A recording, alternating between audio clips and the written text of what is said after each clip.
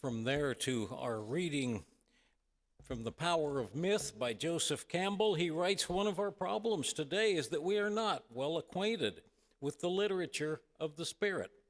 We're interested in the news of the day and the problems of the hour, and when you get to be older and then turn to the inner life, well, if you don't know where it is or what it is, you're in trouble. Greek and Latin and biblical literature used to be part of everyone's education. Now, when these were dropped, the whole tradition of Occidental mythological information was lost. It used to be that these stories were in the minds of people. When the story's in your mind, then you see its relevance to something happening in your own life. It gives you perspective on what's happening to you. With the loss of that, we've really lost something because we don't have a comparable literature to take its place. These bits of information from ancient times built civilizations and informed religions over the millennia, dealt with deep inner problems, inner mysteries, inner thresholds of passage. Read myths. They teach you you can turn inward, and you begin to get the message of the symbols. Read other people's myths, not just those of your own religion. And for the record, yes, Unitarian Universalism, we do have our myths. But you tend to interpret your own religion in terms of facts. But if you read the other ones, you begin to get the message. Myth helps you to put your mind in touch with this experience of being alive. It tells you what the experience is. A metaphor, he writes, is an image that suggests something else. For instance, if I say to a person, you're a nut, I'm not suggesting that I think the person is literally a nut. Nut is a metaphor. The reference of the metaphor in religious tradition is to something transcendent that is not literally anything. If you think that the metaphor is itself the reference, that would be like going to the restaurant, asking for the menu, seeing beef steak written on the menu, and then starting to eat the menu. That's quite Zen, actually. From there to country music legend Loretta Lynn. You probably know, but just in case you don't, Loretta Lynn died a couple weeks ago at the age of 90. She was, for the record, a lifelong Republican who never considered herself a feminist. And yet, in writing honest songs about her own life, she advanced women's issues in a very real way. Honesty has a liberal bias, just my opinion. She wrote about being married to an alcoholic. Don't come home a-drinking with lovin' on your mind. She wrote about the risks for a woman of premarital sex back when that was a forbidden topic. I changed from an innocent country girl to a woman of the world the night I let you hang my wings upon your horns. And she wrote about birth control when that was still scandalous. All I've seen since marrying you is a bed and a doctor bill, but I'm tearing down your brooder house because now I've got the pill. For the record, Loretta Lynn had more records banned by country music officials than all male vocalists in history put together, which I think is pretty cool. So when at the age of 88, she and a fellow country music legend, Willie Nelson, sang an elegant little duet about dying, I'm inclined to listen respectfully. It's titled, Lay Me Down. And they both have a pretty traditional theistic viewpoint. They know they're not going to live much longer. They sing, this life isn't fair, it seems. It's filled with tears and broken dreams. There are no tears where I am bound. I'll be at peace when they lay me down. And then the chorus runs, when they lay me down someday, my soul will rise and fly away. This world will keep on spinning round, but I'll be at peace when they lay me down. And you know what? Atheist though I am, I'm fine with that language. I may not agree with the details, but I'll be at peace when they lay me down is, to me, a pretty healthy attitude toward the inevitability of death. We use words in all kinds of different ways, and words can have deep meaning even when the literal truth is doubtful. For example, 900 years ago, an English courtier called Geoffrey of Monmouth wrote some pretty tall tales about England's magical, mythical origins. Okay, his book is called The History of the Kings of Britain. And according to Geoffrey, England's kings descended from legendary heroes, including Aeneas, the mythical Trojan prince whose bloodline founded Rome. So that meant, and I agree, that meant that England's kings shared their bloodline with Rome's emperors, which is pretty fast company, but that's what Geoffrey was saying. And he combed through English tales and Welsh folklore and picked up characters from all over. Celtic mythology had a god called MacNanan MacLear, for example, and Geoffrey used that name, Lear, for one of the kings in his book. Other writers picked up on that name, and hundreds of years later, it became one of William Shakespeare's greatest plays, King Lear. Geoffrey based another king, Cymbeline, on an actual Briton tribal leader that later inspired another of Shakespeare's plays. But the mightiest king in Geoffrey's book is Arthur. According to Geoffrey, Arthur's father, King Uther Pendragon, seduced Igerna, another nobleman's wife, with magical help from a sorcerer and soothsayer, Merlin. This happened while Britain was still part of the Roman Empire. But Rome's empire is collapsing. Germanic tribes, the Angles and Saxons, are invading Britain. They spread death and destruction, and Merlin disappears. But Merlin does leave behind a book of prophecies. More on that in a minute. Then the Saxons poison Uther Pendragon, and young Arthur becomes king. He wields a magical sword that Geoffrey calls Caliburn. He masses a mighty army, drives the Saxons away, and then crosses the English Channel and conquers Gaul. And he becomes the mightiest king in Europe, defeating armies from as far away as Greece and Spain. And Arthur is about to march on Rome to become emperor himself, but back in Britain, his nephew, Mordred, rebels and declares himself king. Arthur returns, they do battle and kill one another, and with Arthur out of the way, the Saxons return and conquer the whole land. At the end of the book, many Britons flee to Gaul and settle the provinces of Brittany and also Normandy, which is ruled by Arthur's cupbearer, Servetus.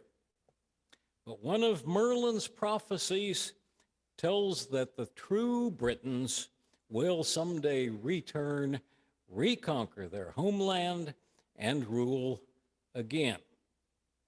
Now, we don't know exactly where Geoffrey got his King Arthur. Welsh sagas do mention that name, but scholars quarrel over whether that was Geoffrey's Arthur. Arthur may well have been based on a real person. After all, the Angles and Saxons really did invade Roman Britain. A Briton leader named Reotimus did win a battle against them, and he did travel to Gaul to defend Rome against the Goths. But he was killed in battle in Gaul about 470 AD, which of course was shortly before Rome's empire in the West collapsed completely. But real history is not what mattered to Geoffrey. His patron was the Earl of Gloucester, whose grandfather, William of Normandy, had invaded and conquered Anglo-Saxon England 60 years earlier, William the Conqueror. And William's Norman nobles had seized farm and field and city and replaced the Anglo-Saxons in every high office in the land, and 2 generations later, the Anglo-Saxons still hated them. So Geoffrey's interest was not historical, it was political. His book was propaganda. The whole upshot of his history was that the Angles and Saxons were the real invaders, while the descendants of the true kings of Britain, that is, William the Conqueror and his Norman henchmen, had simply returned to claim their birthright. During Geoffrey's lifetime, England was ruled by William the Conqueror's son, Henry I. Now, Henry I had started out as a younger son with no inheritance. So becoming king took some doing, but Henry was up to the task. He was one of the most ruthless rulers who ever lived. His older brother, William Rufus, William II, had followed William the Conqueror as king, but William Rufus got killed while out hunting, shot with an arrow, while Henry just happened to be come over from France, visiting London in perfect position to seize the treasury and the throne. As soon as news arrived that King William had been accidentally killed. In Geoffrey's book, Britain was founded by a great Roman hero who was on the lam because he had accidentally shot and killed his father with an arrow while out hunting. Now, this cannot be coincidence. Geoffrey wrote to give legitimacy and a glorious heritage to his patron's uncle, King Henry. There wasn't a word of truth to any of it. And in fact, a contemporary cleric named Gerald of Wales wrote that Geoffrey's book was so bad it attracted demons. But it became a 12th century version of a bestseller, and no wonder. The king and his Norman nobles must have loved it. So all these names and places may be a little confusing, but all you really need to remember is that Geoffrey's story about Arthur is political propaganda written to please England's ruling elite at the time. And the story really caught on. Centuries went by, and poets and storytellers kept improving it. Merlin evolved from a soothsayer and Uther Pendragon's henchman in seduction to become Arthur's all-wise mentor. Arthur's sword, Caliburn, of course, became Excalibur. Sir Lancelot and the Lady of the Lake got added, so did Camelot and Sir Parsifal and the Holy Grail. And the legend largely dropped the Anglo-Saxon invasion and got rewritten around a specifically Christian motif. In the hands of poets, Geoffrey's blatant propaganda evolved into an aching, epic romance full of wonder, tragedy, human weakness, and hope. Arthur's court in Camelot is the ideal chivalric society, but Arthur's queen, Guinevere, betrays him with Sir Lancelot, leaving Arthur too weakened to overcome Mordred, who is no longer Arthur's nephew.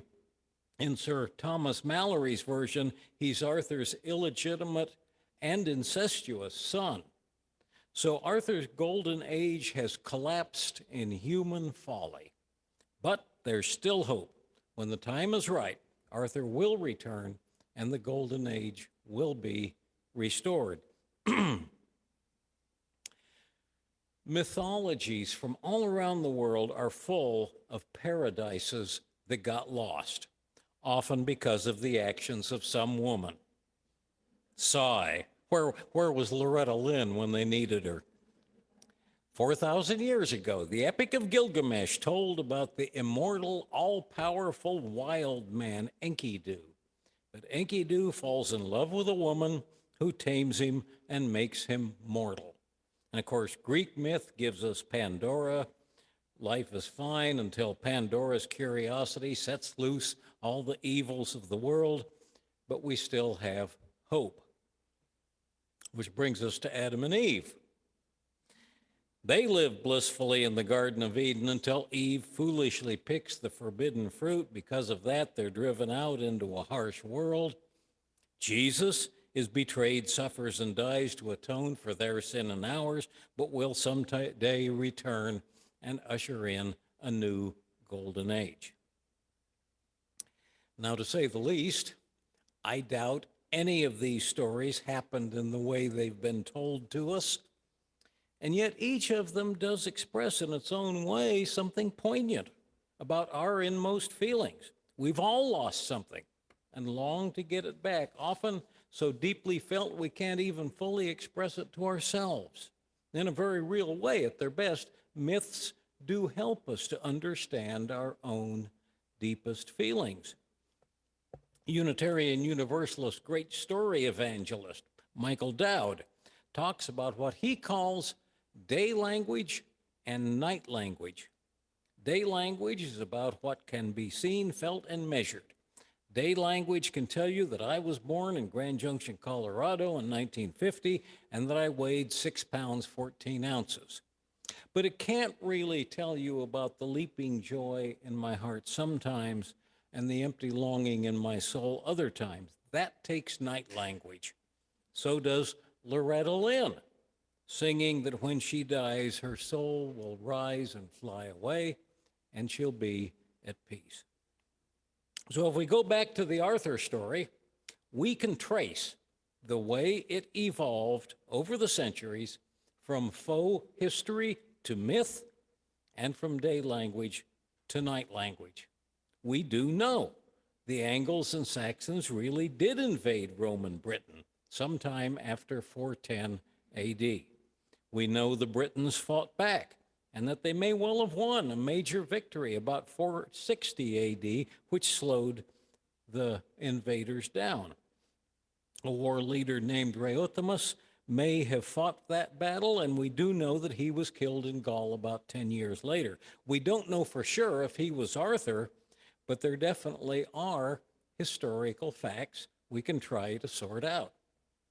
600 years later, Geoffrey of Monmouth told his fanciful story about Roman Britain and a king he called Arthur, and we may not know his exact sources, but we absolutely do know enough facts about Geoffrey and his times we can understand what he was trying to accomplish with his story. Another 300 years after that, and Sir Thomas Malory wrote the Morte d'Arthur. We know that on one hand, like Geoffrey, Malory's writing reflected the problems of his day. He was writing during England's chaotic Wars of the Roses.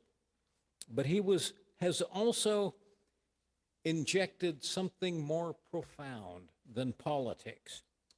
Of Arthur's death and resting place, Malory writes, quote, "Yet some men say in many parts of England that King Arthur is not dead, but had by the will of our Lord Jesus journeyed into another place, and men say that he shall come again, and he shall win the Holy Grail. And many men say that there is written upon his tomb this verse, 'Here lies Arthur, the once and future king.'"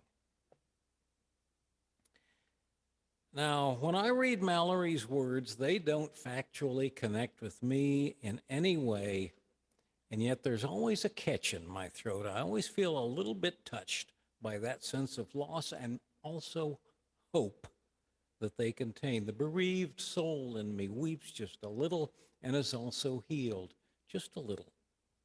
By Malory's time, that story is becoming night language. We're human. We have weaknesses. We can't keep bad things from happening and death from winning in the end. Myths, like Arthur, play on the longing and hope in our own hearts and connect with our fellow members of the human family. They open us to joys, fears, and longings felt thousands of years before we were even born. They wait centuries for us to come along, and then they gather us in with all our human kinfolk, living and dead. With Adam and Eve, And maybe even with Arthur, it may be longing for the womb we were pushed out of, or for the childhood we had to leave behind and can never return to. Maybe it's longing for someone dear to us who has died. We feel these things because we were pre-wired to feel them. And the language of myth writes a story around them that we can share. In a world that often does not want to talk about feelings, myth can give us stories to wrap those feelings around. The problem comes when we try to treat night language as though it's day language. For example, the Adam and Eve story is magnificent myth, deeply beautiful and meaningful. On one level, it's a brilliant expression of humanity's real historical shift from a hunter-gatherer lifestyle to an agricultural lifestyle. It's also a psychological allegory for that moment when each of us realizes the world doesn't revolve around us, when we long for a babyhood and a kind of simplicity and support that are gone forever. And that's just the beginning. But the point is, if we treat this myth as literal history or even attempted history, we're missing the point. Mallory wasn't even pretending to write history. He was giving the reader psychic tools, hope and inspiration to deal with the chaos around them. If we ignore myth, we miss out on a multi-level story about us told from the inside. One of my mentors, Father Lincoln Ure, was the Episcopal priest under whom I first studied hospital chaplaincy, and he once told us about a patient who made it plain he didn't believe in God. Well, which God don't you believe in? Link asked. Well, I sure don't believe in some magical man who sits on a throne up in heaven and controls the world and has a bad temper. Oh, said Link, the Episcopal priest, I don't believe in that one either. But what if that word, God, simply means everything in the universe along with everything we know and also everything we don't know about the universe? Officially atheist though I am, I could buy into that one. So could Einstein.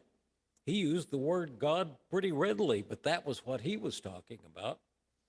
Of course, a person might reply, as science writer Richard Dawkins does, fine, but that's not really God.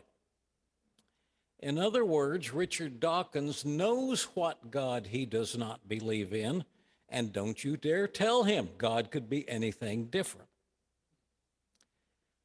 But no word, not even God, maybe particularly not God, has any meaning other than the meaning we give it, not for us. So I totally get what Michael Dowd is saying about what he calls day language and night language. The very word God is an example of night language. To me, it can mean the softness of a flower petal falling in the breeze. Oh God, that's pretty. Or the terror of a tornado throwing a tree into the side of your house. But to say that as a religious person, I have to put certain words down and never use them at all is to say I have to put down poetry and express my religious sentiments only with a slide rule and measuring tape. And I won't do that.